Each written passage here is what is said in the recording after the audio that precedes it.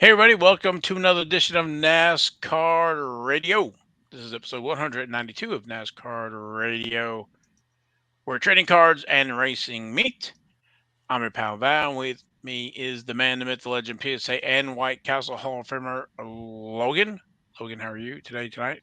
I am feeling punchy. Okay. And then we're happy to have Texas Tornado Kin join us today. How are you? I am the antithesis of a tornado, that is for sure. I am good. Happy to be here, guys. Thanks for having me. Oh, glad to have you and have a great show for everybody today. We're going to do the racing recap. We're going to check in on the tops now F1. We're also going to check in on that 2006 Ventura IndyCar, right? F1 box. I knew it was F1 box. I don't know why I said IndyCar because Kin's here. That's why. F1 unopened box. We'll see what the bidding is for that. NASCAR Hall of Fame announced the class of 2025. We'll dig into that real quick. And we're going to talk about the Marhoefer Meats set, which I'm looking forward to. You sounded like you were from up north when you said that. You said Marhoefer. Marhoefer. Marhoefer. Marhoefer. And then we'll finish the show with King's Court. Okay. All right. Let's go through. It's like getting ready to. Want to thank our sponsor, Panini America, and our shout outs to Kyle Katz, Jason Freeman, Skid Marks, Michael Haggard, and Robbie's Hobbies for the YouTube and Rumble comments. We appreciate it. And 2024 Donruss is still slated for release, 6/26. And let's see, we got some info on Donruss. Let me get my phone out here. Hot off the Val's checking press. his phone. What's that? Said Val's checking his phone. Yes. All right. So we got a little news here. The 10 75th anniversary autos that are going to be in the 2024 Donruss, and these are going to be live autos. Austin Dillon, Bill Elliott, Bobby Allison, Chad Knaus, Chris Buescher, Darrell Waltrip, Jimmy Johnson, Joey Logano, Kyle Larson, and Richard Childress. So some breaking news there. Yeah, and also a little bit of other breaking news that pertains not to necessarily Donruss, but to National Treasures 2023. Jimmy Johnson has signed his autos and returned them. So if you have redemptions, you're in luck. You're going to get the 7-time champion auto. So that's cool. So and on the 2024 Donruss, we're being told that it's going to be a lot of good stuff in there, and it's going to be a total different experience when opening the packs than previous Donruss. So I'm looking forward to that. And I think we talked about it before, where the 2024 Donruss, this is kind of um, the folks that are over there. This is their first real release that they're done 100%. So Yeah, from scoop to nuts. So this is going to be a different experience. Does that mean that all the cards are going to be facing up and upright in the same direction? I don't know. Sorry, Misha. I know you're probably going to see that and go, but that I like it. I would love it if they were all the same, upright, and the same side and same everything. But I know that'll never happen the way they sort them. But anyway, go ahead. Yeah. I'm trying to think if there's anything else. I don't think there's anything else right now. Let's go right into a racing recap. All right. Where were we? All right. The Craftsman Truck Series, they were running. That was race number 10 for them. That was the Wright Brand 250. And that was Saturday, May 18th at North Wilkesboro Speedway. Corey Heim was our winner. Highest finished rookie was Layne Riggs at position 3. Layne Riggs again. Yeah, it's good. Mm-hmm. Now I got to find the slide. So Corey Heim, we've talked about him a few times, doing well this season. His rookies are in the 2022 Panini Prism. I didn't scroll all the way up. All right, let's go back. It's 2022 Donruss rated rookie. I'm like, I know he started with Donruss rated rookie. All the parallels, printing plates, signature series. He is in Panini Chronicles with clearly Donruss magnitude, Obsidian with Obsidian signatures, Pinnacle autographs, Select and Select autographs, and Spectra. Now he's in 2022 Panini Prism with a base card there. The parallels, Prism, Spotlight signatures, and also in 2022 National Treasures. Yeah, and they made him carry his helmet in the Prism cards. I see that. Yeah. And then Layne Riggs, he's on his dad's card from 2005 press pass, the snapshots card number 20. And he's actually mentioned on the back of that card there. He's on his dad's shoulders looking in the car. So, and I hear he's going to have a rated rookie card, so we'll see. Looking forward to that. Yep, that'll be cool in 2024 Donruss. Yes, sir. Next race number 11. That's going to be the North Carolina Education Lottery at Charlotte Motor Speedway. And that's going to be Friday night, May 24th at 8:30 p.m. Eastern. Now over to the Xfinity Series. They were off, but they are racing race number 12 at Charlotte Motor Speedway Saturday, May 25th at 1 p.m. Moving over to the Cup Series, that was the NASCAR All-Star Race, and that was Sunday, May 19th at North Wilkesboro Speedway. And if everybody was awake, they saw Joey Logano win that. Yeah. I fell asleep. Literally, I dozed off twice during the second half of that race. That was a total snooze fest. Yeah, I think it was there's a fight in the pits. Yeah, there's a fight. Yeah, that was the only thing that saved the whole thing. All the memes and photos and stuff of Ricky Stenhouse sitting there with his arm on whatever it was, just sitting there waiting for Kyle Busch to come. Oh yeah, And there were so many of those, and then the Bob Pockus, his photo. Yeah, that was like the highlight. And there was a little bit of a fine there. Yes. It's like $75K. $75,000. And you know what? It was a new truck record. Yeah. Man, oh man. So I don't know what they're gonna have to do to get some better racing or whatever, but that one's past us. So the next well, you know what? I didn't talk about Logano, so let's talk about Logano's cards. Joey Logano, 2008, old sliced bread there. He's in the press pass signings. He's in 2008 press pass legends. They put him in autographs only there. And he has a 2008 press pass VIP number 0. And that was something they inserted for special commemorative things. And so that was serial numbered to 499. And then he has a 2008 Wheels American Thunder campaign trail, which is an inserted delegate. So that was also inserted. And then the trackside treasury autographs with the different parallels for that, with the printing plates, 101s, and the gold to 25. Yeah, you know, they had him everywhere. They thought he was the next coming of Richard Petty, I think, back then. Yeah. But you know, he's kind of fulfilled some of his destiny anyway. It just wasn't at Gibbs, right? I don't say necessarily kicked Tony Stewart out of the 20, but went to Gibbs, but didn't really pan out there. But he found his calling at Penske. So Yeah, he did. He's really blossomed since he's been there, no doubt. yes, sir.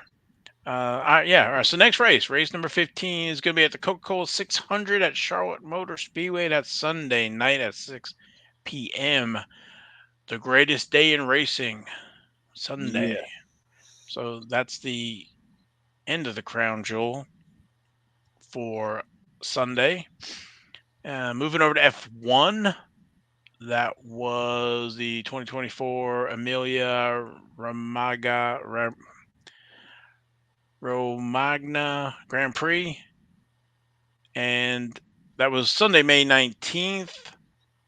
Max Verstappen was our winner.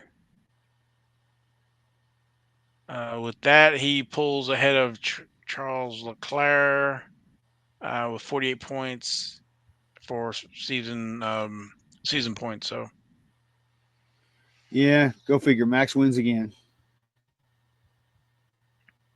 yeah, that one wasn't really a exciting race either, but No, and I think Lando right at the end, he got like within 7/10 of a second of him. But I mean, on the track, the speeds they're going, that was pretty far away. It's not like it's 1/1000th of a second in NASCAR. It was still, the commentators were acting like that was such a big deal, but it wasn't that big of a deal. they were trying to sell it. You weren't They buying. were trying to sell it, kind of like the Fox announcers were trying to sell the NASCAR All-Star race too. That didn't work either. Yeah, try to push some of that. It doesn't work. So No. we can talk about Max's cards for a second if we want to. No, okay, gonna shake. So Who says anyway, no? it's 2020 Tops F1 and Chrome and Sapphire. He's everywhere. I'm seeing how many cards. Can't remember how many cards he got. NasCardRadio buttload. Yeah, well, 13 cards and then one image variations, and then that's duplicated in the Sapphire. I think it's 435 2020 cards. So between the stickers and turbo attacks and stuff. So, but if you're not familiar with that, you can check out pretty much any other episode of NASCAR Yes. Radio to see those. Just go Or back. anyone from last year. Oh my God. Yeah. So He's won 59 races for God's sakes. Just go check it somewhere else. all right, their next race is going to be the beginning of the crown jewel, May 26th, the Monte Carlo Grand Prix of Monaco. And that's at 9 a.m. Eastern. Yeah, And it's going to be sun up to sundown racing for me. I'll be camped on the couch all day long. And then over at IndyCar, they were off, and they are I guess, the ham and the sandwich there, and that's going to be Sunday, May 26th, the Indianapolis 500 at 11 a.m. Eastern. Maybe. Raining? Potential weather. Yeah, I mean we're a little ways out to obviously predict too accurately, but there's definitely been a lot of chatter about that. Of course, how that will affect Larson and whatnot as well. Oh man, we need him there. That's true. We need him in a what I can't even think of it, in a Parkside instant card. Yes, we do. Thank you. I couldn't think about it. I'm sure they'll make him one for being like the highest qualifying rookie or something, regardless. Yes. So, Ken, real quick, what are you talking about Indy and Kyle Larson? What do you think his odds are of winning? I mean, you think he has a chance? I think he has a chance. I mean, there's always a puncher's chance, but I know that the Arrow McLaren cars have been fast, but the people in the media want to blow Arrow McLaren to the point that like they're one of the big three, and they're not. They haven't shown. They didn't win a race last year. They won the season opener after Newgarden was eliminated or disqualified. Right. But I mean, it's nothing to do with him, honestly. I think it might be more to do with Arrow McLaren. But you know how racing is, and you know how you guys also know how racing is even more in Indy. Just it's a 500-mile race. Just the smallest mistake and you're done. So just it's hard. But I mean, you've had guys. You had Kurt Busch came over, did it once, and finished fourth. So I mean, it can most certainly be done. Allmendinger, the year he was suspended from NASCAR, ran the 500 and finished, I think, seventh or eighth. So I mean, it can be done. It's possible, but for me to give you anybody that I think is an odds-on favorite, it's Indy. Indy just picks. It picks who's track picks who's going to win. It's like Talladega and Daytona. Same thing. My only race I was there, the guy basically messed up the last turn of the last lap. What was it like? We didn't know each other, but we were all three at the 2011. race. 2011. J.R. Hildebrand was leading on lap 199.75, but didn't make that last quarter. Didn't make that last corner. And Dan Weldon won. I was sitting in turn one, and when J.R. Hildebrand's wrecked car finally came to stop, it was like right in front of us. But yeah, we didn't know what happened because we just all assumed Hildebrand was going to win. And then we see somebody in the wall, and it's, it was at turn 3, so it was a mile and a half from me. Yeah. Didn't know what, could see it, but it was a mile and a half away. Had no idea what was going on. So, yeah. But to your point, the track picks the winner. Yeah, it was hot that day too. Oh my gosh. Mm-hmm. Oh, I hated it. It's a great experience, but yeah. I remember the Hot Wheels and the jump, the big track they had out there. Did you see that, Ken? I believe so. That sounds familiar. Was that one of Robbie Gordon's things? Was it with the super trucks or whatever? Something like that. It was something like it wasn't Robbie Gordon though. But it was one of those type trucks, and it was pretty cool. Val and I were down fairly close to it. Yeah, we were wandering down there, walking. It seemed like forever. I don't know. I guess we came into the back or something. So yeah, we did. We had to walk to the front, and we just happened to see it. We had no idea that was even going on.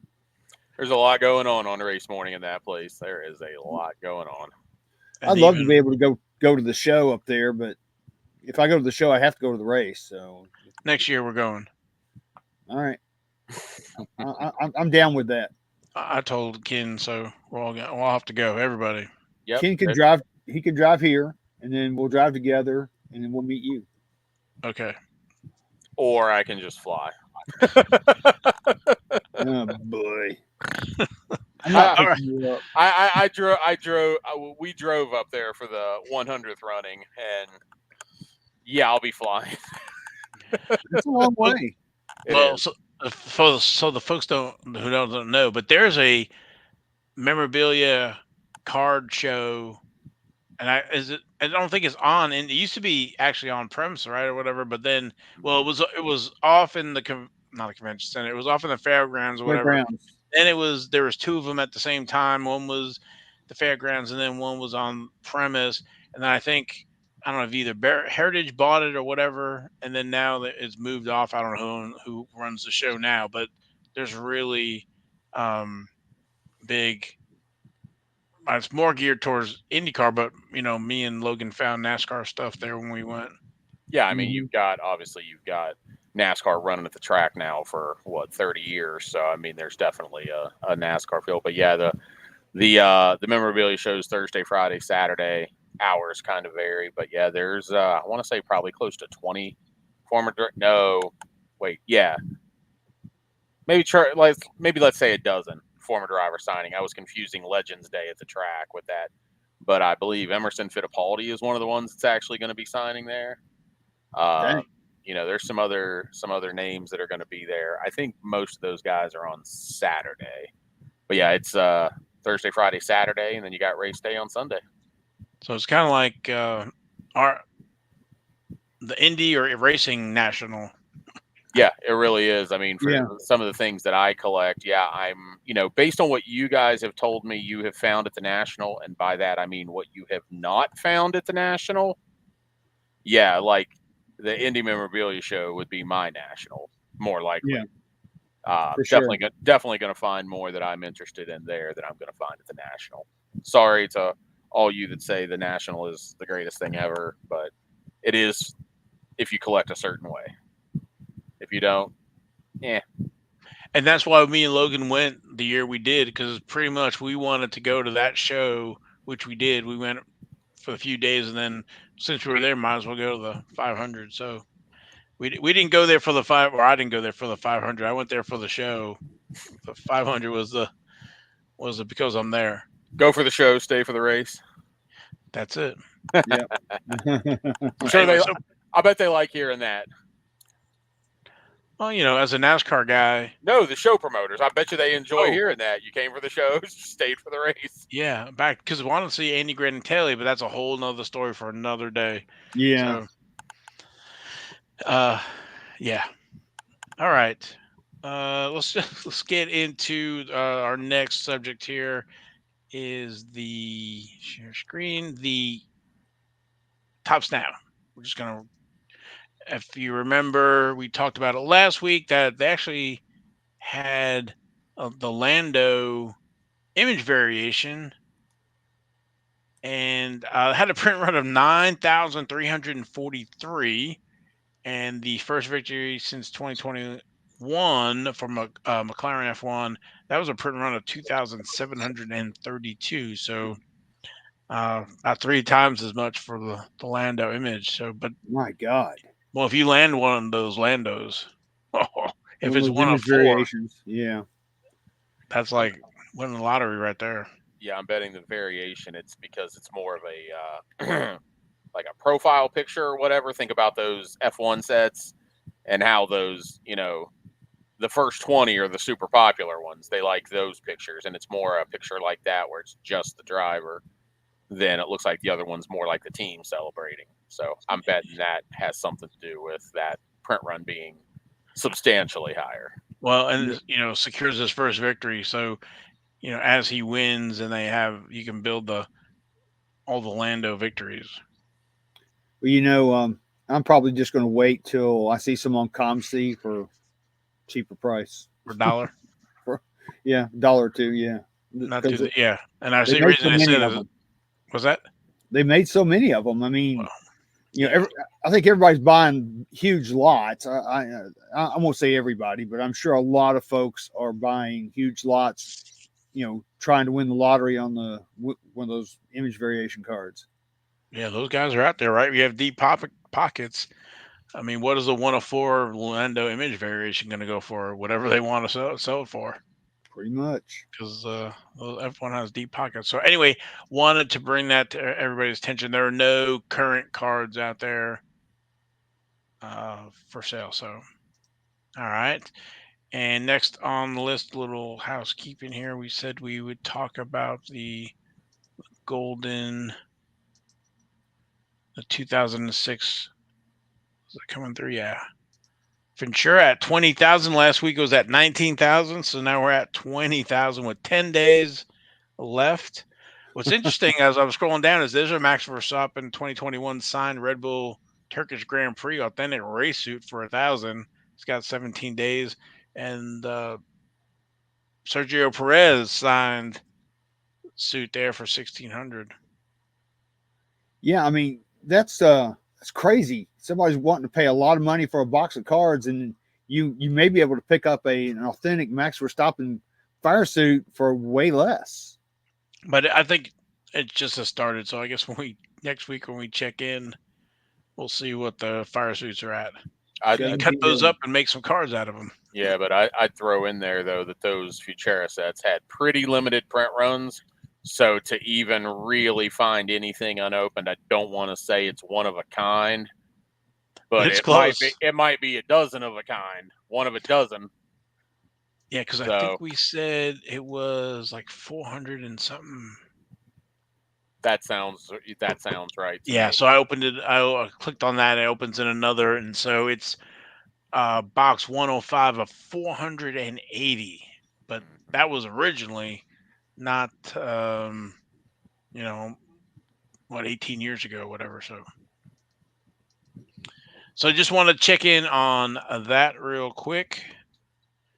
just get everybody update because I'm eagerly and anticipating the the price here in 10 days. So I'm still saying 100K.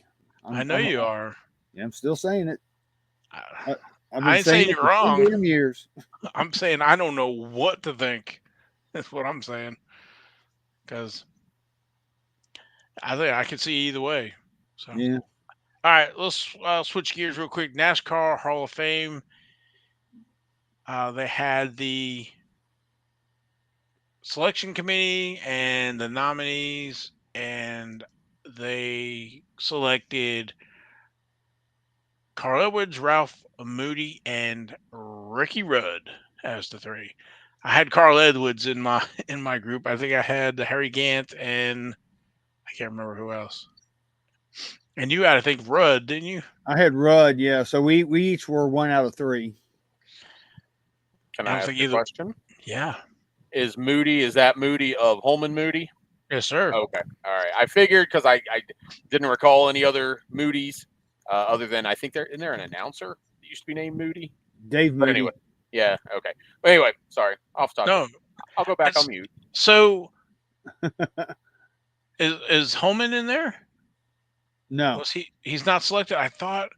I don't know. I was thinking the other day. I was like, I can't. I know he's been nominated, but I don't think he's been selected. So, um, all right. So if you want, we'll touch on them real quick in their cards because I'm seeing they've been around a while. We'll start with Ralph Moody. He only has cards in 89 max. And that's the one on the left there. And the 8990 TG Racing Masters of Racing card number 58. Not a lot for Yeah, I him, like that. I like that TG Masters of Racing card. I just like that red border. It looks nice. especially with that white car. Yeah. He's standing at attention there. He is. They didn't have the Panini guys there to tell him how to pose. Yeah, put your hands, hold your helmet, or put your hands on your hips. All right, and then Ricky Rudd. Not many for him either. Um, he has two in the 88 max of just, I guess, him in the car driving, not uh, of a close up or whatever. So that's card 31 and 84. But then in 1989 max, that was a lot larger set, and they have a lot more subjects in there. So he's in the Crisco. That's that little 20, 30 card set that was cellophaned that you could get. I guess you bought Crisco, right, Logan? I think Yeah. you talked about that. Yep. And then he's also in the regular 89 max set. And then when he was in the Victory Lane, that like 88 review card number 158. Yeah, I think that was the Budweiser at the Glen because back then he was just out of a handful of people one of the better road racers in NASCAR, and he would do that heel and toe, and they'd have that camera showing how he would, you know, pump the gas a little bit while he's hitting the brake, and it was really it was a work of art just watching him, do that with his feet. It was incredible. Yeah, all I can see is when he had to tape his eyes open, to race. I mean, he is a racer through and through. So Yeah, he's an old guard. well, he started out racing with Childress before Earnhardt, and I think he won Childress's first race for him as a car owner. Okay. So I don't know if a lot of people know that, but I know Hallie Emery will correct me if I'm wrong. Yes, please do. And then Carl Edwards, 2003 press pass. He has a signings card and a gold version, and then 2003 pass trackside card number 48 with the different versions, the base and the gold holofoil, and there's also a Beckett sample. Wish I had that Beckett sample. Dang it. Yeah. So not a lot of cards for those guys. So I'm looking forward. I might have to join the NASCAR Hall of Fame here to see about getting the auto from Carl Edwards to finish my 2015 press pass set. You're going to have to do something because he's definitely the unicorn. And well, maybe he'll show up more. Maybe it's the same thing like Ricky Rudd just briefly had mentioned. He wasn't around a lot of the track and stuff. He kind of folks always ask him if he's in the Hall of Fame and stuff. He has to say no. So I think he just got a war on him. So, but now he's a Hall of Famer, and I think Yeah. it's February 7th, if I remember right. Yeah, they moved it back a little bit. So now it's the beginning of February. Yes, sir. All right, so we've got all our housekeeping stuff done. All right, now how do you want to handle a Marhoefer meat set? Hoffa. Marhoefer. Well, I mean, we've got Kin on here. Kin, can you tell us a little bit about the history of Marhoefer meat cards and how they were packaged and stuff like that? So, I mean, I just preface this all by saying I'm anything but an expert. But yeah, so it was Marhoefer was a meat packing company that was in central Indiana. So they were associated with the Indianapolis 500. You also had, which we may talk about another day, Stark and Wetzel was another meat company, and they actually did have a set as well. So, yeah, meat companies apparently in Indy 500 just go together. So I'm imagining it was basically limited to a regional to that area, so it wasn't in New York or any of that stuff. Yeah, I believe. Yeah, I think kind of the meat industry in itself, I think during that time, if I remember correctly, reading this correctly, it was more regional than it is, now where, so many things are national. Because if you think about it, over in baseball, you had cons, wieners. You had like baseball sets for like the Reds, the Indians, the Pirates, and things like that. And then, they would do some other sports too. Cons had I know when I was when I was an NFL fan, I was a Browns fan, and they had Cons, Wieners, Browns cards. So same thing, but you weren't gonna find Cons, Wieners for Dallas Cowboys, for No. example. So yeah, like you said, it was definitely more of a regional thing. And so what these aren't trading cards, by trade. I would say they probably maybe fall under the general umbrella of the ephemera more, just like paper product that survive time. A lot of these, so they were used as backing cards for. It says for various meat products, but in general, what's thought of as the hot dogs. And on the backs of a lot of these, you can actually see like the outline where you can tell, you can basically tell that there were hot dogs up against it. So I'm not really sure myself. Like they say backing, so I feel like they would be, how hot dogs, I think some of them still do, but they'll come like two separate packages, but kind of then all packaged together. And I feel like maybe the cards were in the middle of those two plastic. That I'm just hypothesizing it. It was either that or they were just like on the outside because somehow they had to get hot dog stains on them. So you're not going to find these in very rarely. You're not going to find these in like immaculate shape, and even to find them in pretty good shape is pretty rare. There actually have been some recently that have shown up on eBay, and yeah, it's suspected that the cards got out almost like maybe like a backdoor situation, like we hear about in the stick and ball sports with like Pinnacle and things like that, where somehow they got out, but they were never used. So there are some good condition ones out there, but a lot of times, these things are pretty ragged. So they were done over 5 years, 61, 62, 63, 64, and 65. And those were done with individual drivers. You would have the car on the front, and then kind of as I know the baseball people hate from the 60s, the floating heads. But yeah, I love it. I mean, I like them for the nostalgia, for the time placement. But yeah, you would have a floating head image of the driver. And then I've noticed like So, for example, Johnny Rutherford, who also, if I'm correct, didn't he have a Daytona 500 win? I know he ran some NASCAR. No, he never. Johnny Rutherford never won the Daytona 500. Oh, okay. For some reason, I thought he did. But yeah, so for example, here, I mean, I think it's two different headshots, but they look very similar. Wow. And some of them, it looked like, so I think is it Lloyd Ruby? Maybe I'm thinking of somebody else. Yeah, like these are my two Lloyd Rubies that I have. I mean, so it's like the exact same image. Right. But yeah, Well, so that's for those who don't know, that's what we mean by a floating head. It's literally just a head. There's no neck, no nothing. But in general, these cards will look, like this. So this is a 1961. This is from the first, and I believe the thought is that these are the scarcest. But what you'll notice is how much smaller this is than the others. They standardized the sizes for the last four, so they're all, what are they? This says, what I'm looking at now says 131 millimeters by 100 millimeters. So take that for what it's worth.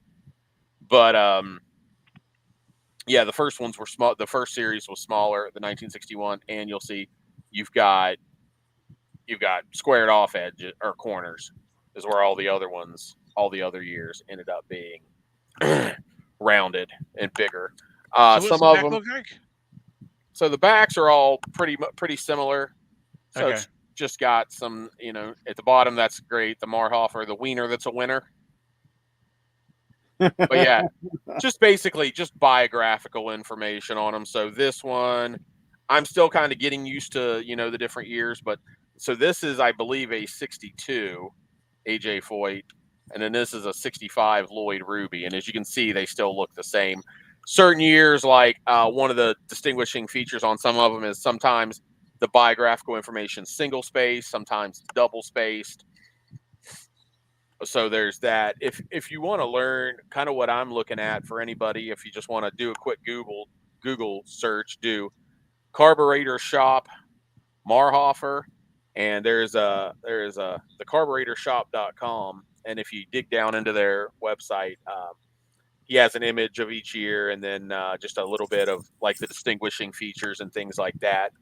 And if I'm correct, I have an old Beckett Annual, and I think it may only be like 2 or 3 years old. But it literally says in the description, you know how you would have the picture of the card and then you'd have the little blurb. It did say below the picture that the list was provided by this gentleman. But I think they only have 1 year listed in Beckett for some reason. So I'm not sure why that is. Yeah, I think they list like the 62s for whatever reason. Yeah, that sounds right. Yeah, I can't remember for sure. But yeah, we think, there's 5 years estimated to be, what were we saying earlier, about 80 of them?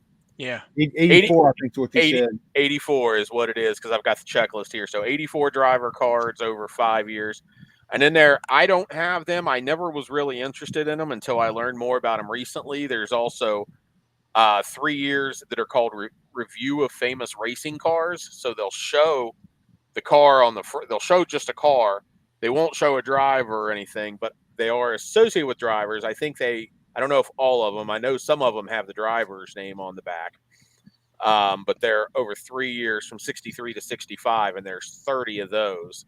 But if you're wondering like what they mean by a famous racing car, usually it's going to be a winner because there's the 1911 Marmon Wasp, which was driven by Ray Haroon, which was the first Indianapolis 500. There's a 1913 Peugeot, which was Jules Gou, who won the third Indy 500. So, yeah, there are those as well. Which, like I said, I hadn't been as interested in those because they weren't, driver specific, but have since learned they are more driver specific than I thought. So, as if I needed more vintage IndyCar stuff to go chase after, here we are. Here we are. But yeah, a lot of these, some of them I've noticed in the ones that I have, which I have, I think a little over a dozen. I'm trying, probably closer to a dozen and a half, but I'm trying to be a little pickier on what I buy. But for example, if you have the black bottom, which I have here in a Lloyd Ruby and a Johnny Rutherford. So that's all I have here is Rutherford, Foyt, and Lloyd Ruby. You guys know the connection between those three, right? Or the common theme. Rutherford, Foy, and Ruby. I do not know. Enlighten me. They're all Texan. Oh, duh. Yeah. I mean, now technically, I think if I'm correct, I think Rutherford was not born in Texas, but I could be wrong about that. Was he born in Wichita? Okay. Anyway, sorry. But these ones that, sorry, rabbit hole. Look, squirrel. But like these ones that have the black bottom, which are the 1965s, they definitely feel, the two that I have, they feel much waxier. So they have a different feel. Some of the other ones I have you can kind of tell there's a little bit of a wax coating to them. But for example, the 61, which is the first, and maybe this is why they're the most scarce, I'm thinking to myself as I talk through this, I'm thinking things on my own. These don't really have any. Oh my gosh, I just dropped an EJ Foyt. Oh no. They don't really seem to have a wax to them. So, what I'm thinking is maybe they learned after the first year, hey, we need to do something else. So maybe that's why these maybe are more scarce. Just more of them got damaged, doing what they were supposed to do. These weren't really super intended to be kept. I mean, I'm sure it was a nice little thing. Hey, Mom, can we have hot dogs so I can get the card? Hey, it worked on me when I started collecting cards in 1987. We had macaroni and cheese 3 times a week because Kraft had those home run heroes on the back of the box. I was just gonna say that, and then M&M's, What else was Dorman's there over time? cheese. There was a bunch of them back then. Kraft cheese had them. They had the little pull-out cards. Anyway, we're getting off on we're getting off on Well, you were saying, I'm like, man, how sweet would it be for Parkside to put one of those in as their box loader next year and somewhat mimic the Marhoefers, but with the current guys. Yeah, that would definitely be something cool if they could do something that would kind of throw back to those. But yeah, so these cards are, to my knowledge, what would this be? Basically the fourth, and I'll say IndyCar, but I mean, really, we've said what, that the first NASCAR cards are really the 72 STPs, right? Right. So I can say that the IndyCar sets, so these precede those. This is probably the fourth set. Now, granted, 5 different sets from 5 different years. They're distinct. They're different. But just in general, they are, as we're talking about them, we're talking about all of them. And I think that's the way a lot of people do. But yeah, this would just be the fourth set of cards, racing cards, racing specific, because you would have the 1911 auto drivers that I don't remember if we've talked about. I think we've talked about them on the show. I know, heck, you just had one a couple weeks ago in King's Court, the 1911 T36 auto driver. Yeah, we did. Right. So, that was your first set. And then you had the 1954 Stark and Wetzel. I mentioned Stark and Wetzel. Yeah, the 1960 Parkhurst Indianapolis winners. And then these were 61 through 65. So, still predating, the NASCAR sets, but obviously the Indianapolis 500 had been around since 1911, and NASCAR started, significantly later than that. So, what do you think about like the 1970 Fleer drag strips that included Annie Granatelli, Joe Leonard? I'm thinking, granted, there's some NASCAR guys in there as well, Dan Gurney and you're talking about the off-size ones, right? They're a little bit bigger. They're long. Yeah. I mean, I think I have close to a complete set. I think I'm missing a card or two from that set. Yeah, I mean, I like them. I mean, yes, they're oddball size. They're not our traditional card size. Are the STPs the traditional size? I feel like they're close. They are very close. Yeah, these aren't, but these weren't printed much like those drag strips. Those drag strips cards were literally, I've heard them referred to as backers, which is what I just said about these. They're literally right? Yeah, they're not. They weren't intended to be trading cards, so to speak. They were from the standpoint they were something cool. They were an add-on. The company obviously hoped they were a selling point to some extent because they were paying for to print these things.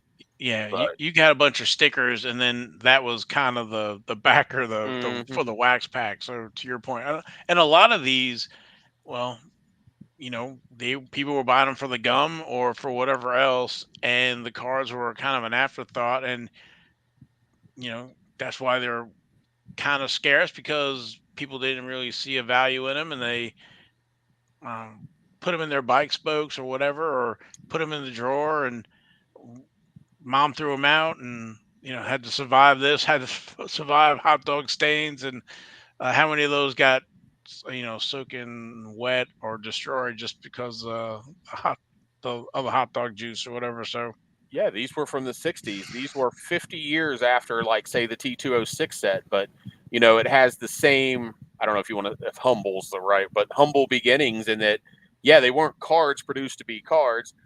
Those old tobacco cards were literally inserted in tobacco packs. That's why they're called tobacco cards, and why some are called gum cards and candy cards and all those. So just 50 years later, but the same thing again, like the STP cards, those were made to be just giveaway items. They weren't backers, so to speak, but they started out, as a promo of some sort. So, but yeah, I mean, these, there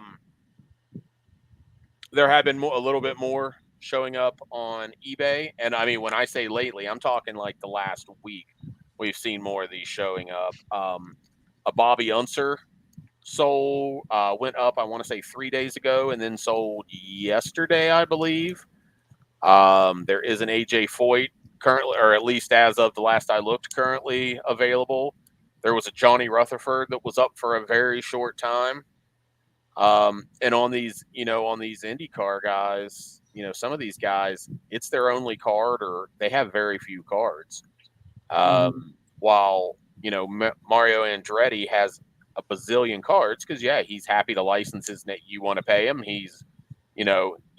you can license his name. But that's why he literally has thousands of cards, is where most of these other guys don't. I mean, even somebody like AJ Foyt, I want to say it's only up in like the couple hundred range, maybe. As crazy as that sounds, but it is what it is. But yeah, some of these guys, like, some of them were lucky enough to hold on, like AJ Foyt, two of the guys I'm talking about here, AJ Foyt, Johnny Rutherford. They were actually still around in racing in the 80s and early 90s, so they do have some of those cards from that era. But a lot of these guys, didn't have 20-something, 30-something year careers. So this is the only thing that there are for them. And I know there's at least one driver in the set. I don't want to throw the name out, but his grandson is like actively searching for his cards. Doesn't even have, I think he has multiple cards and he doesn't have all of them yet. So they're not easy they're not easy to find. We've seen a little bit of them showing up, but still, if you do a search for them right now, you're not going to find even a dozen of them available. Yeah, and talking about PSA and having some graded, the only Marhoefer cards that have been graded by PSA are from 1962, and they've only graded 16 cards. So that should tell you a lot about where how rare Marhoefer cards are. Well, now I would be interested to see those cards and see if we find out if they all are 62 or not, because as we said, if that's what Beckett only has the checklist for, so it'd be interesting to take a look at those. I wish we could see each of the 16. I'm not saying PSA doesn't have it right, but I am saying that as of the odds of 16 being submitted and all being 1962 when they were made for 5 years, those odds seem a little unlikely to me. No, but yeah, they're not heavily graded. They are oversized cards, so you have that working against you. I'm a standard card size guy. I don't like stuff that's not standard size because all of my supplies and everything are built, and so sometimes it's hard for me with even graded cards. But then you take that slab and you have to make it bigger, because this Marhoefer card is basically double the size of a regular trading card. How big that slab is, and now how do you store it, so on and so forth. I can't put these in my Pelican case. But yeah, they are pretty rare. But I would be interested. It's just funny that you did pull that up. I would be interested to see if we do start seeing more of those graded, simply because while these cards did not jump with the spot, and I say these, I'm talking about basically these and the ones before, like the T36s. The vintage didn't really jump during that 2020 boom. But as other things came down, the racing has gone up, and you guys have seen it with, some of the older, tougher to find, scarce NASCAR stuff as well, like the STPs. Those prices are just, they're not going back down. No, they're not. They just continue to get higher and higher. And it's to me unfortunate that it's happening with these two. I say unfortunate because let me ask you guys this question. Do you care more about what your cards are worth or what it would cost you to acquire the cards you need, if that makes sense? Well, that makes perfect sense. And I'm worried about how much it's going to cost me to get the stuff that I really, really want. I don't care how much they're worth. I mean, I get asked that question all the time. People find out, hey, you collect trading cards. How much is your collection worth? I have no idea. I mean, do you feel the same way, Val? You're more interested in Yeah, I mean, price? I'm looking for particular cards and That's not necessarily, what they're worth because, there's some stuff I'm looking for I just can't find. It's not like the baseball stuff. I say this all the time. I can go to the National and probably find 10 to 15 52 mantles. I can't find one 1972 STP Richard Petty. No, we've never seen one there. Yeah, So I would rather the prices not go up. People like them to go up because now my cars are worth more. But the way I look at it is, as prices go up, it's now costing me more to get those cards. And to me, that's kind of where I've kind of come on my definition or my litmus test of what a true collector is. But we're getting off tangent there. But well, one of the things I say is, with the prices going up and we had the pandemic and all that stuff, but the special stuff is still special. So these really difficult cards to find, rare, and that's why some of the baseball cards they're as much as they are is because they're rare, not just because they become like the mantle and stuff is more like it was more iconic in the collecting, but like a high number 67, your Skrimsky, right? It's a rare card and it's an expensive card because it's a high number and he won I think Triple Crown or whatever it was then and stuff. I'm just throwing that out there, but and it's more expensive in the run than like the 65 Yaz or 66 Yaz or whatever, but because it's more scarce. I don't know if I'm making any sense, but the special stuff is still special. So and the actual population of these cards never gets bigger. It only goes down as people pass away and they get thrown away, or heaven forbid, somebody that collects a bunch of these, suffers a house fire and loses it and whatnot. So yeah, there's just not a lot out of it, and the prices just, unfortunately keep going up. And I think these are the kind of things where, unfortunately for me, the prices are not going to come down. And sometimes it burns me because I'm like, well, I have a hard time justifying paying this when I paid this for my AJ Foyt. This guy ain't no AJ Foyt. But I'm sure that's the struggle that all of us have, regardless of whether you collect racing or stick and ball sports. Right. So yeah, any thoughts or anything? Not that I think I kind of gave you most everything I know, but yeah, like we said, I find it fascinating that only the 1 year is listed in Beckett, and now Logan, you just pointed out that only the 62s are listed in PSA. But that shows you that A, they're scarce, and B, though, that they're not necessarily the most heavily collected, or if they are, they're collected and kept, not collected to get graded and then be flipped. I think the Beckett, and I'm sorry, Logan, the Beckett racing, when it gets to IndyCar and some of these non-standard sets or early sets, they don't have the expertise on them, and they just kind of. I was thinking like the Avalon Hill. They have the 80 Avalon Hill that's got the Tim Richmond and stuff, but they don't have the 79 or up to the 86 or whatever. So, not gonna lie, I didn't actually realize they had the Avalon Hill at all. So, yeah, I mean, learning something new. It'd be interesting to see. Yeah, because obviously that means the player checklists in the back of that catalog are also highly inaccurate as well.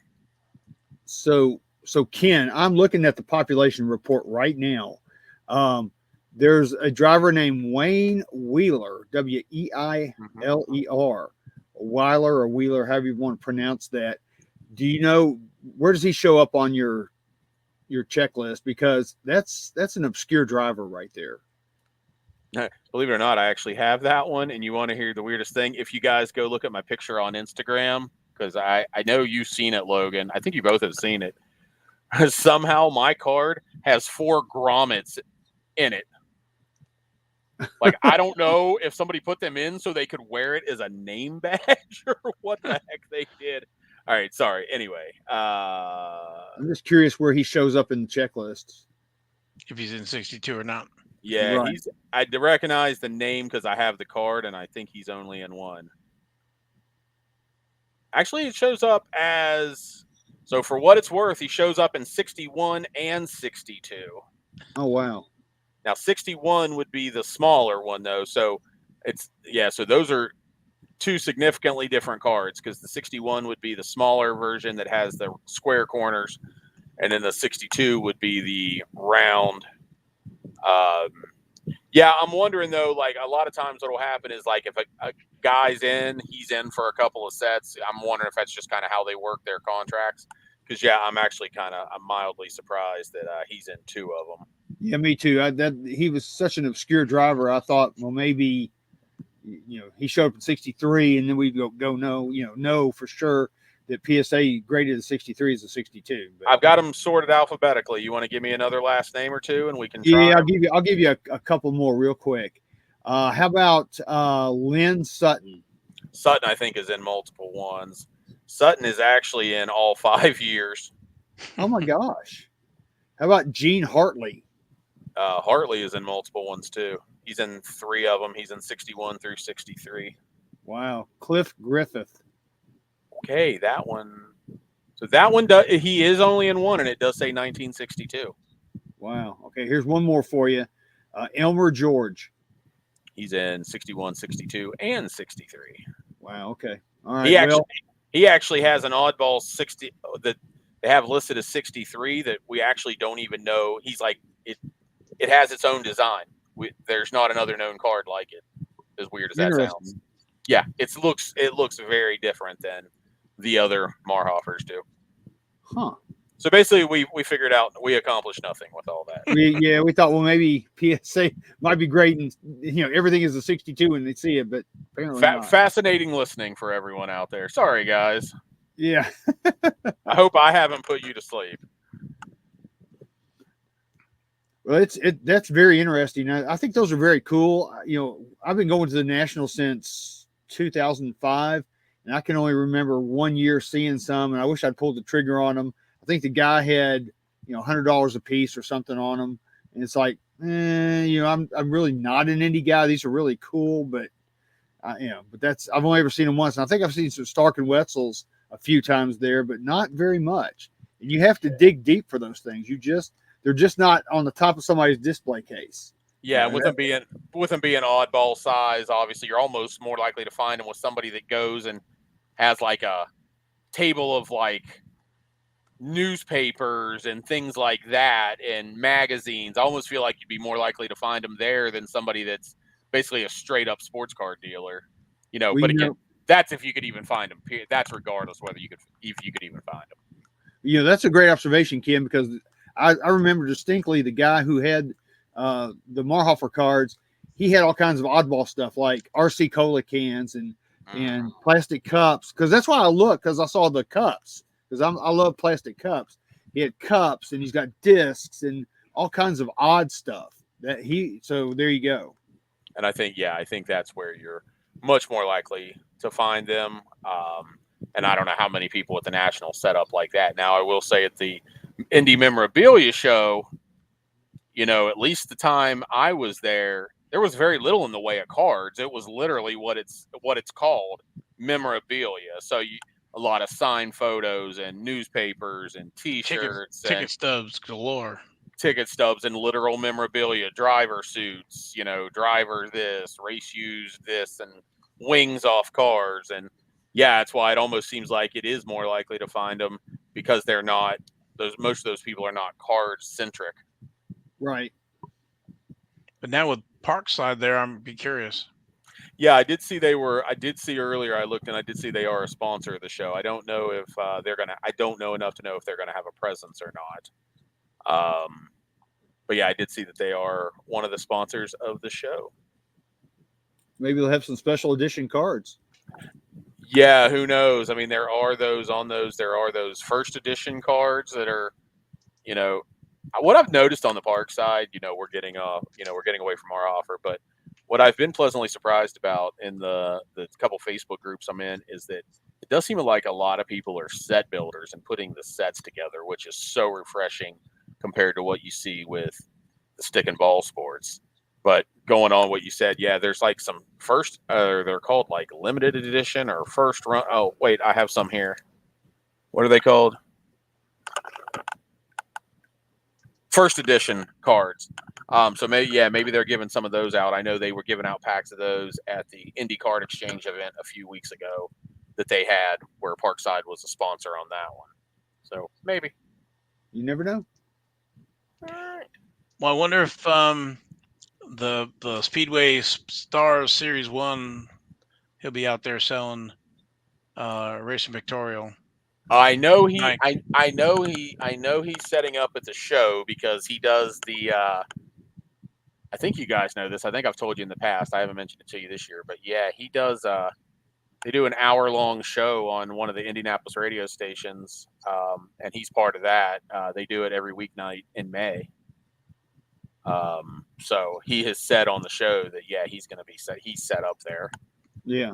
But he's also a collector and has a lot of other stuff in addition to just making those cards.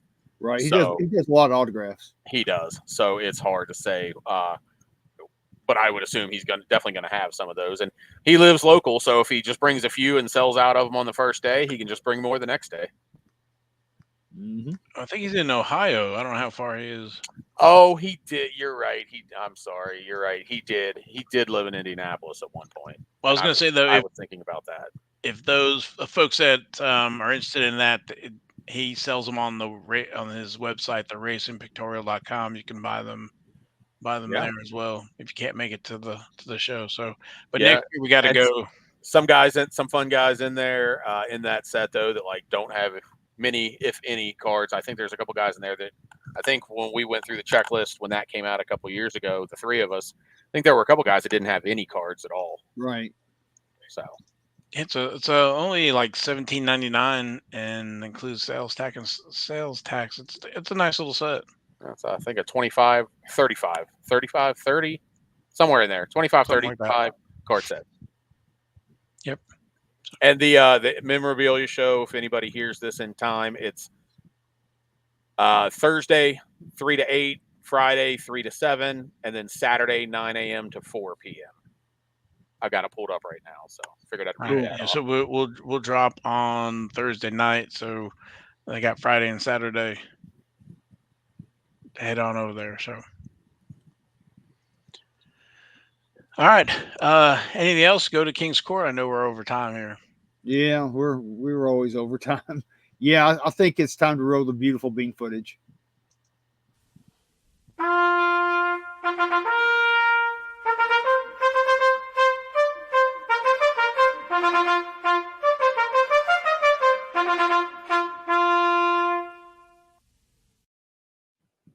All right, this week's King's Court. You're going to like a lot of these, Ken. Before we get started, though, I do want to make a quick announcement about last week. We had our ace, which was our one of one, which was a 2023 National Treasures Haley Deegan fire suit laundry tag card. We said that it went for $645 with 19 bids. Apparently, the person who said they were going to buy it did not buy it. And so now it's on eBay for $599.99. Buy it now or best offer. So I just want to put that out there real quick. So anyway, let's get to this week's King's Court. Honorable mention number one. This was on the 19th of May. It's a 2009 Press Pass Family Relics. You're going to like this. Michael, Marco, and Mario Andretti race used memorabilia out of 50. So how did I not? That's Graham Rahal, my second one. I'm looking to see Did I not? Did I miss it? I guess you did. All right. I know I I'll go had ahead it. and talk about this one while you're looking. All right. This is honorable mention number 2 that we've got up on the screen right now. This is on the 15th of May. It's a Graham Rahal 2024 Parkside IndyCar Series Gold 1 of 1. It's card number 127. They were asking $600 for this, which I don't think is too much of a pie in the sky, but they settled on a best offer of $300 for this card. And feels steep. huh? That feels steep. Yeah, it's a little pricey for Graham Rahal, I think. But What color is that? But it only takes one. All it takes is one. You're exactly right. And you know what else? We love gold. Val's ready on that one.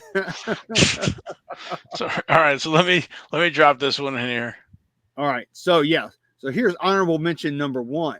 I guess I should have been paying attention to the screen when you started out. It's all right. You changed your hat, so yeah. Yeah, it messed me up. Anyway, this is on the 19th of May. It's a 2009 Press Pass Family Relics Michael Mario and Marco Andretti race used memorabilia out of 50.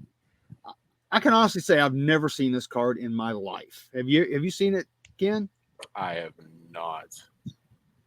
But they were asking $295 for this card, and they settled on a best offer of $195. So I thought that was a great card because that's a Mario Andretti fire suit, Michael Andretti glove, and it's also, I think it's a shoe from Marco. Yeah, I'm wondering if that logo is a Bell logo, Bell Race. You know, the Bell helmets. That looks like an LL there, and then that would be it upside down. It did have a oval around it. Yeah, you can see it's got the little trademark thing over there to the left side of one of those L's. I'm also wondering if that one was purchased quickly because I do have a safe search. It has Mario Andretti, and I never saw this. Yeah, I bet somebody put in an offer real quick, and the seller accepted. And yeah, as you said, yeah, I've never seen it, so yeah, you got a strike. I mean, on that legend stuff that has the 3 Andrettis, I've never even seen a relic. I think I've seen an auto a time or two. I didn't know, that there were any dual relics. I didn't either. Or not dual, but multiple relics, I should say. Right. I know what you mean. Yeah, I was stunned when I saw this. I thought, man, I hate that I missed this because this is really cool.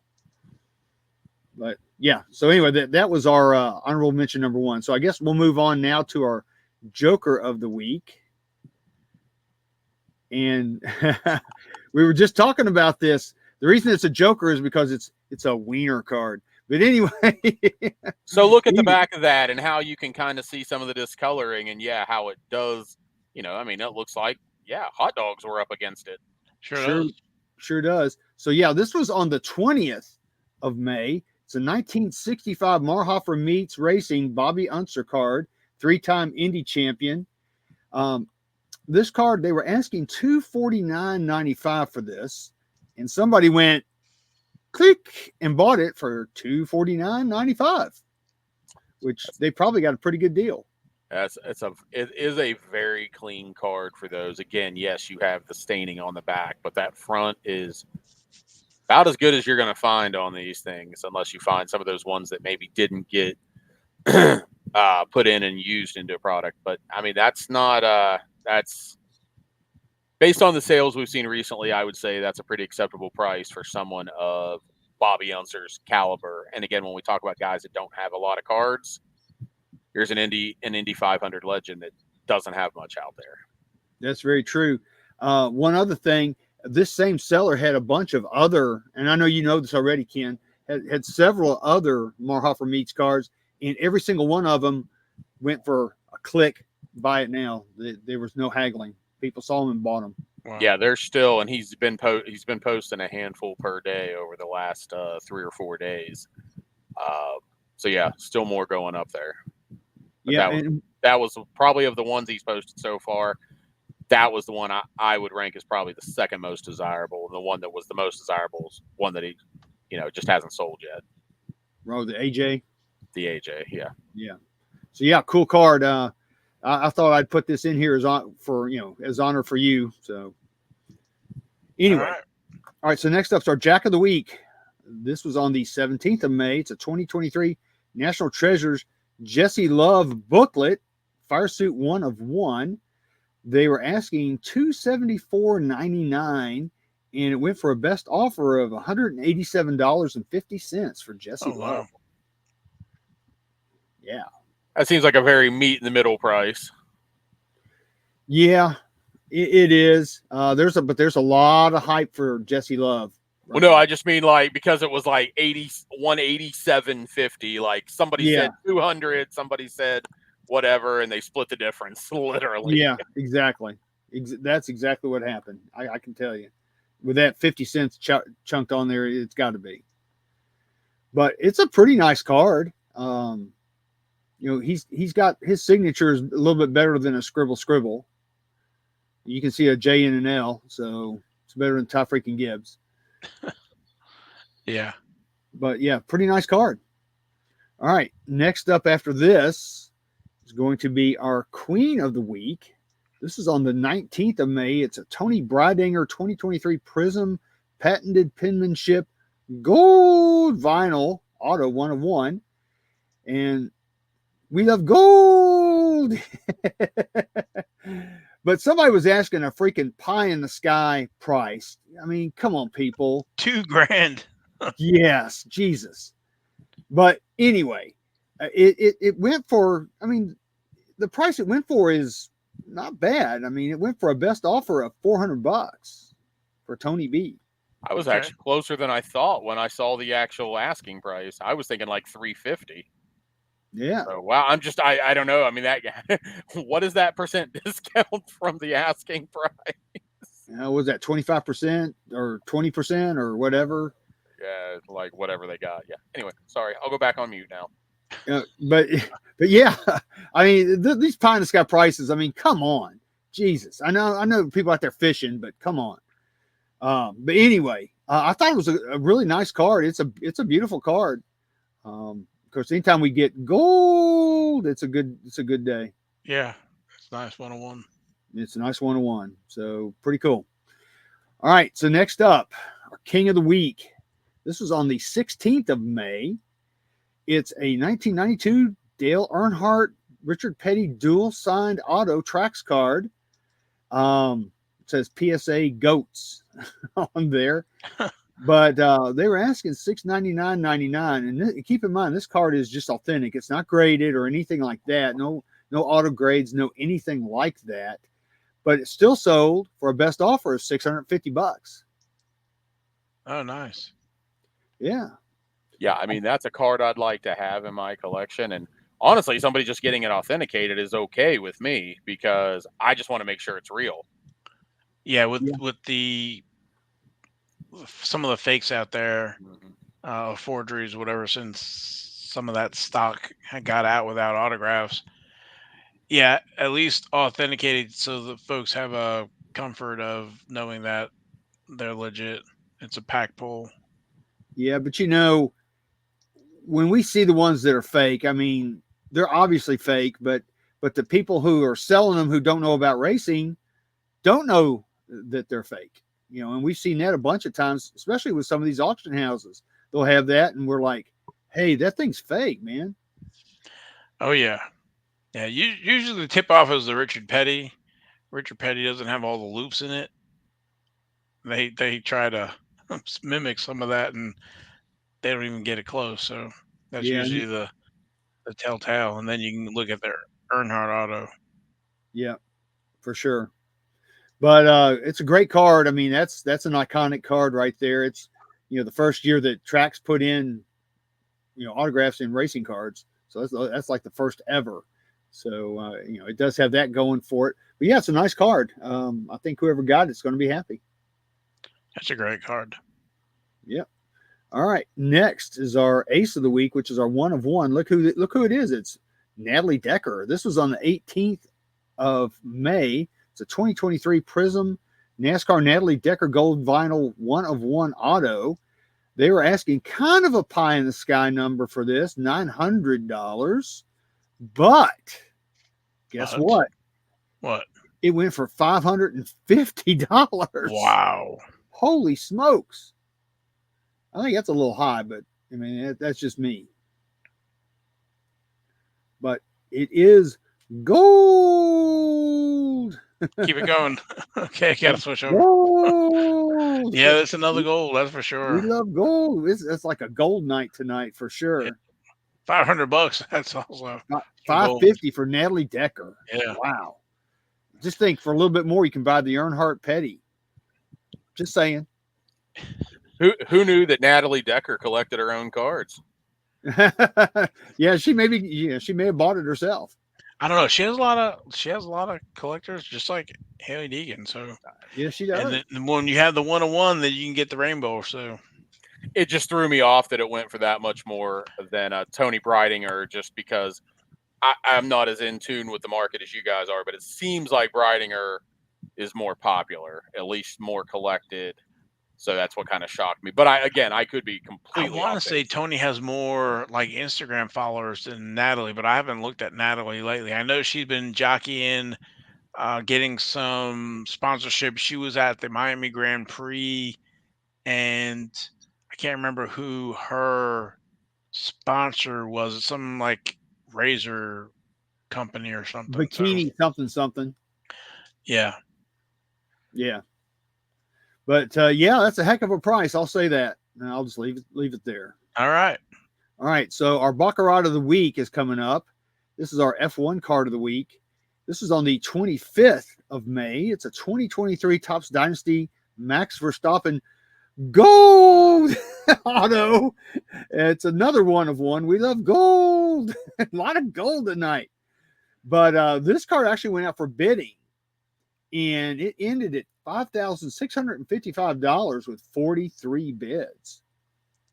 Now that's the card you wanna get when you buy one of those dynasty boxes for like $1,500, $2,000. Yeah, I would get Franz Toast or somebody like that. You and me both.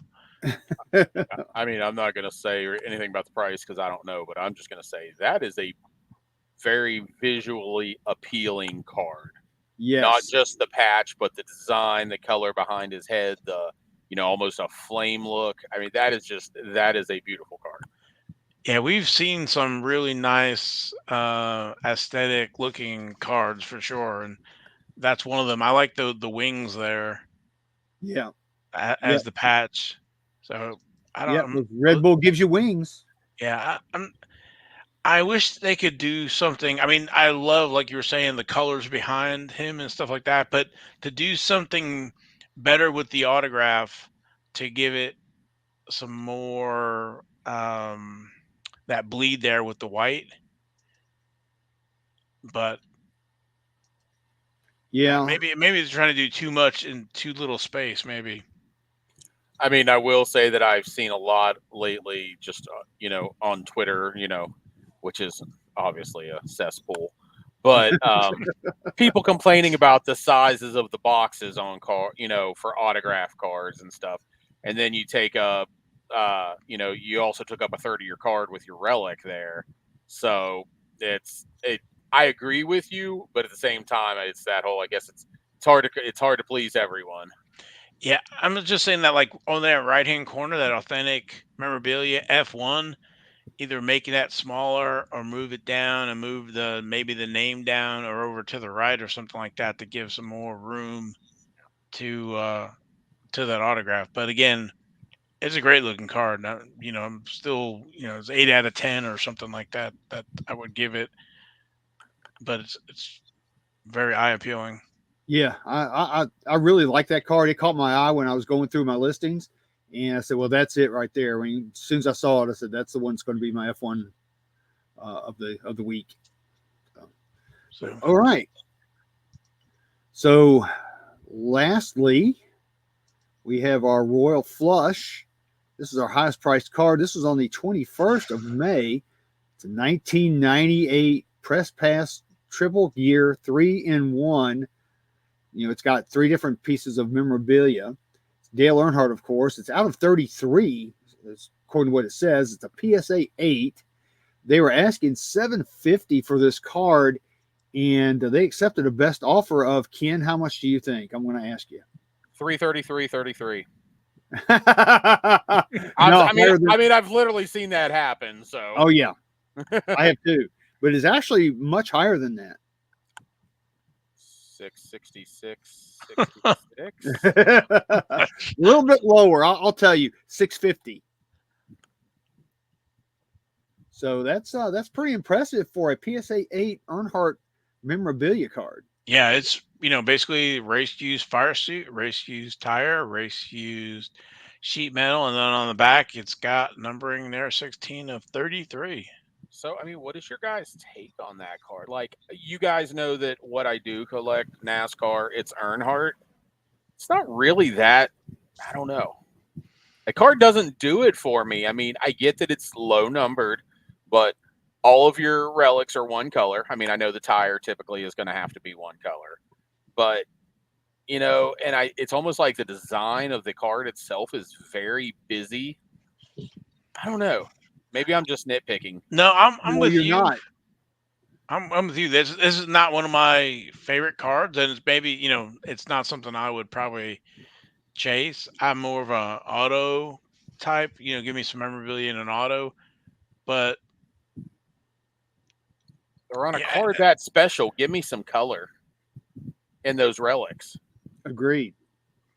I mean, when we've got with the current products, when you've got your $2 relic card, that can be an all white or an all black. But again, I also get this was 1990. What we say, 98, 96, 98. So yeah, 98, and 98. it's all the pieces of racing history were used by Earnhardt during the 97 Winston Cup Series. So, And it's probably a little bit of me it being recency, because if I pulled that card in 1998, I mean, I'd be over the damn moon.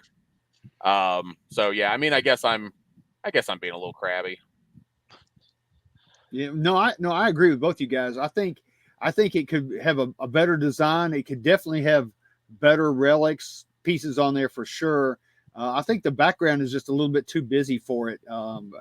I realize that's probably a window net that they've got back behind there. But to me, it's just kind of it's an Earnhardt card, but it's it's just kind of plain. Yeah, I do like stuff that looks good. I mean, I mentioned it just on the Verstappen a minute ago. That was a good looking card, and it's just a shame that this one doesn't seem to do it the same when it's somebody that I obviously collect myself. Yeah. Well, that's it. That's all we've got for this week's King's Court. So I hope. But congratulations to the buyer. I do want to yes, say congratulations. Yes, congratulations to the buyer, because it is a cool card. It's, to me, it could have been a better card. Yes, and if you're watching this, I am not crapping on your card. For me, but that's what's great about collecting. We all have our own personal likes and preferences. Exactly. yeah. I was going to say the same thing. It's like as not one. I think it's like I said what I said about it, but it's still Earnhardt stuff, but it's just not something in my wheelhouse. But those people who collect that, you know, that's why we all collect different. And that's what's so great about it. Speaking of people that collect Dale Earnhardt cards, yes, what I see on the screen, yes, you like you, Dale? huh? Yeah, our collector of the week, or I don't even know what we really even call this segment right now, but it may be collector of the week, but it's Joe Venuto, and his YouTube channel is at Joy Collecting. He used to be I Didn't Buy These, but he changed it to Joy Collecting. He's been doing this a long time.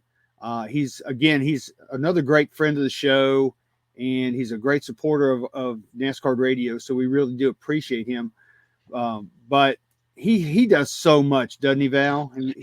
I don't know where he finds all the time. I know he does a lot of racing, racing stuff. And we talked about the 88 Max packs that he opened. I know he does a bunch of toys and the Ghostbusters stuff, but he's I was gonna say he's all over the place, but he's kind of focused as well. So to racing and some other stuff. But yeah, he's been great, and we've had him on the show I think once or twice, and we talked about he's another big collector that likes to do through the mail um, autographs as well. So when we had him on that segment, I think it was in December or whatever. But anyway, yeah, he has a great channel. We definitely appreciate him supporting the show as well. So And what I Yeah. wanted to throw in there about him, sorry, I didn't mean to cut you off, Logan. So I don't collect NASCAR. I don't follow current NASCAR anymore. You guys know this, but you guys also know that I did kind of follow it from like 95 till, kind of 2005 for about a decade there.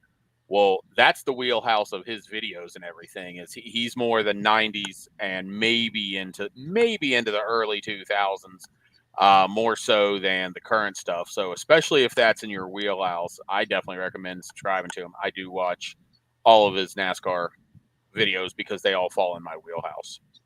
that's a great point.